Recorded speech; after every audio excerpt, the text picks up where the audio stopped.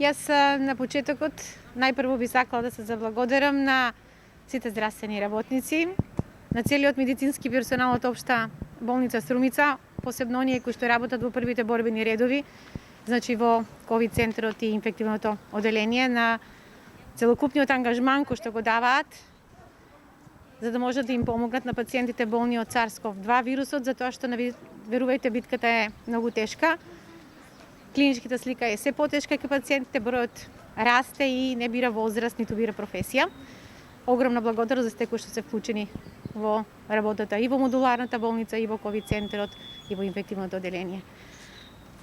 Огромна благодарност до Euromax Resources за оваа донација која што стига денес.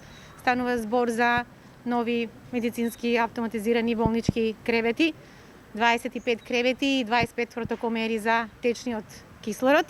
Јас и во претходното интервју кажав, значи ние имаме инфективен оддел кој што се наоѓа на втори спрат, каде што ни беше многу тешко да можеме да ги транспортираме кислородните боци за пациентите.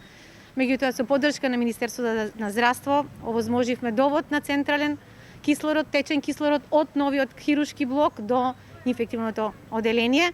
Направивме делумно реновирање и адаптација на просториите и еве сега имаме нови болнички кревети за пациентите кои што овозможуваат многу подобро сместување и се разбира еве со нови протокомерите за кислород, секој болнички кревет ќе има можност да добие пациентот од течниот кислород кој што е веќе спроведен до инфективното оделение. Тоа се нови 25 болнички легла кои што ние ќе ги отвориме.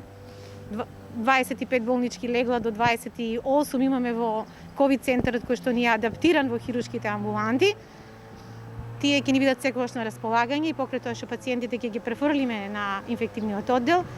А пред неколку дена започна и да функционира и модуларната болница, не само за пациентите од дневна болница.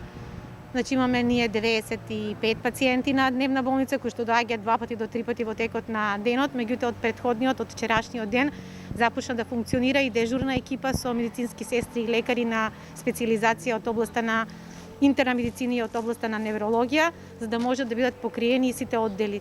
Значи 8 лекари на специализација работат заедно со тројца инфектолози за да можеме да ја дадеме целата нега која што им е потребна на пациентите, да ги обсервираме и да во секој момент бидат хоспитализирани ако имаат потреба. Повеќе од една година бруталната реалност секојдневно не подсетува, не опоменува дека нема ништо поважно, ама буквално ништо поважно од здравјето на луѓето.